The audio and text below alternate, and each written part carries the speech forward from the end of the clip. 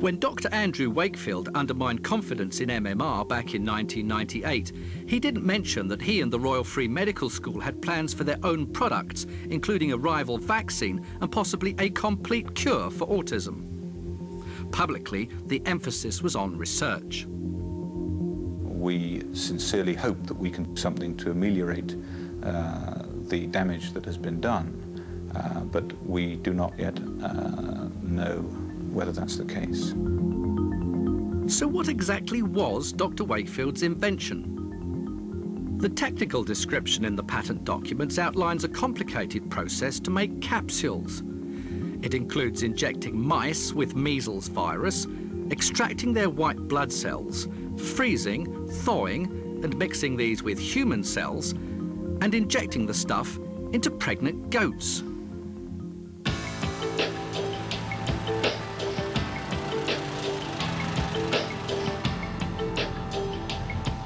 As luck would have it, world experts in inflammatory bowel disease, Dr. Wakefield's speciality, have gathered in Oxford for a conference. Maybe someone here can throw light on his revolutionary rival vaccine and products.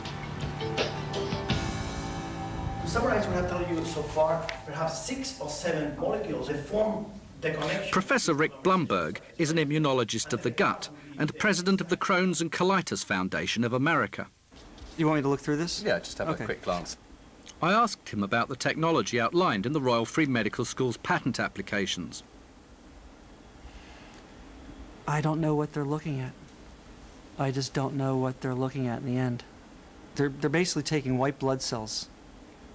They're actually, what's interesting, they're taking them from a mouse. So I'm not sure how that has to do with a human. So you put measles virus into mice. Into mice. Right. Take some of the white blood cells out of those mice. Out of the mice. And what do they do with them then? And then it's I'm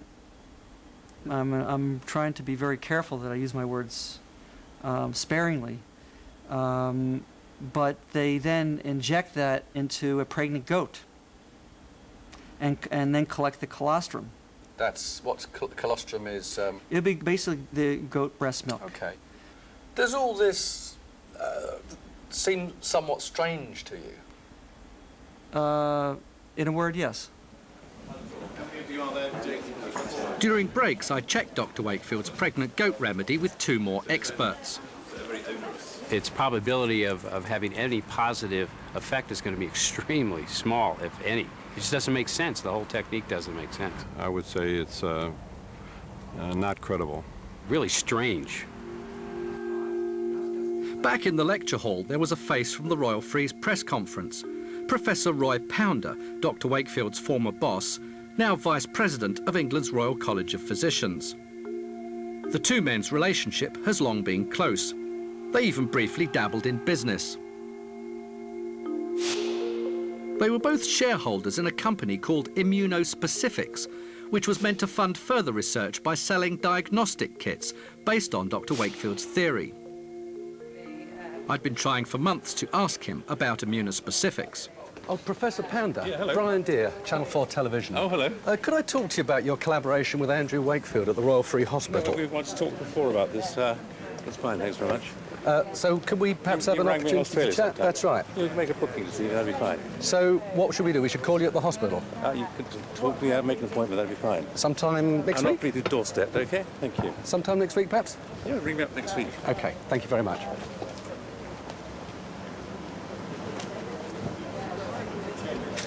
Professor Pounder has been reported in newspapers criticising MMR.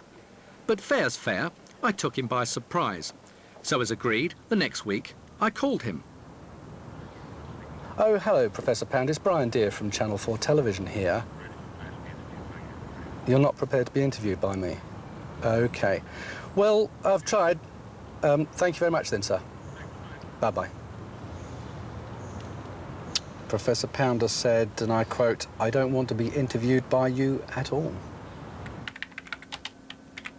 I wrote to Professor Pounder asking about Immunospecifics, which was incorporated in February 1999 and dissolved nearly 2 years later.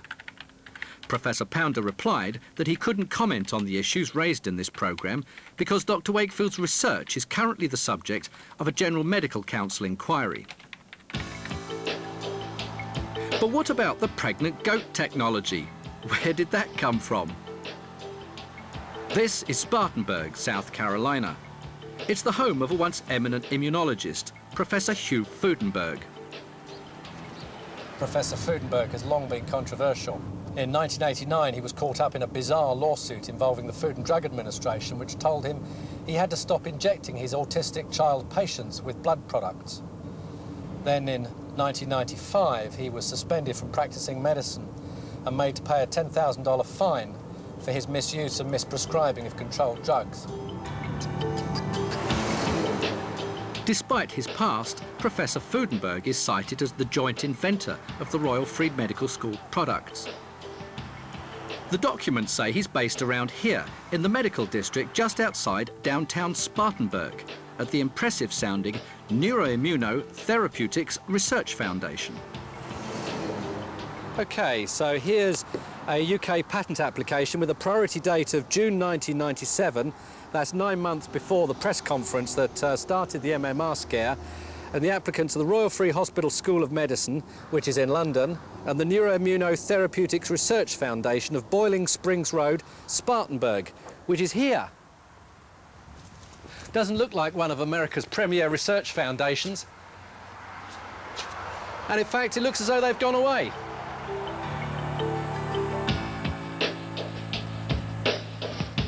It turned out that Professor Freudenberg lives on the shores of Lake Bowen, just outside Spartanburg.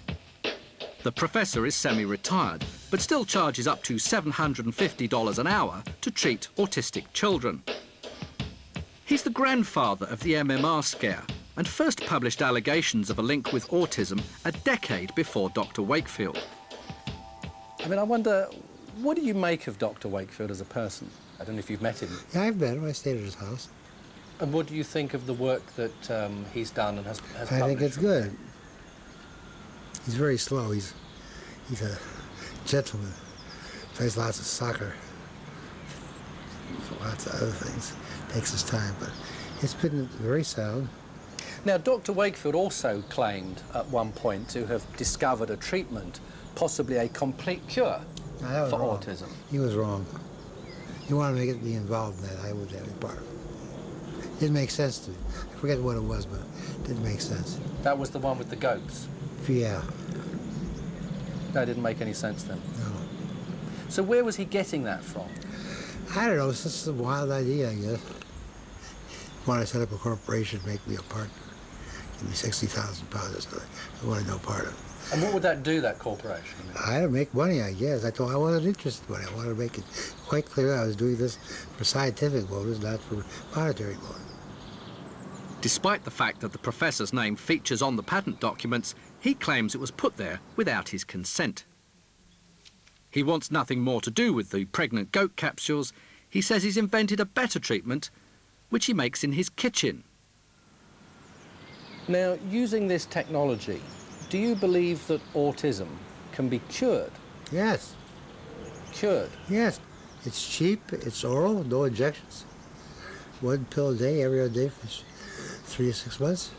And where does that come from? From my bone marrow. From your own personal bone marrow? Yeah. I mean, that seems extraordinary. Yeah. But it wasn't just Andrew Wakefield who collaborated with the maverick professor back in 1997. It was also a major British hospital's medical school. As more patent applications were filed, the MMR scare, launched at the Royal Free, was gathering pace, fueled by a stream of heart-rending claims by parents.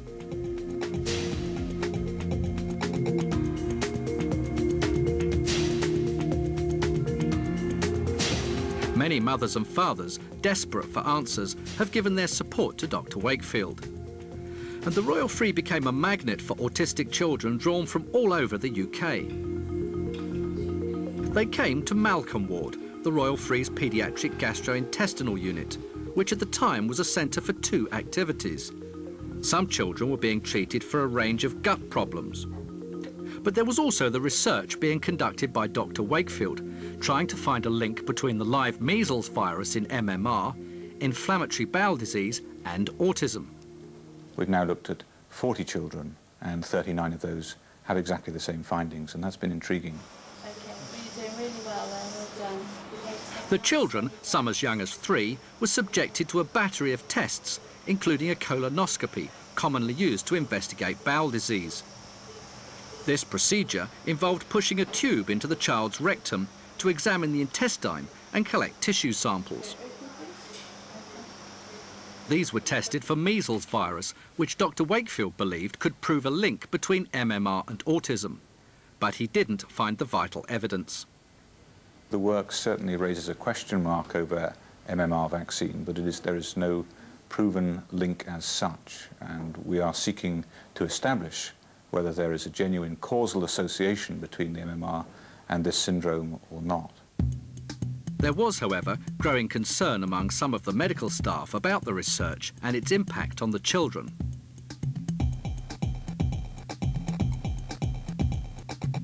I've obtained confidential letters between the then Dean of the Royal Free Medical School and a consultant in community child health.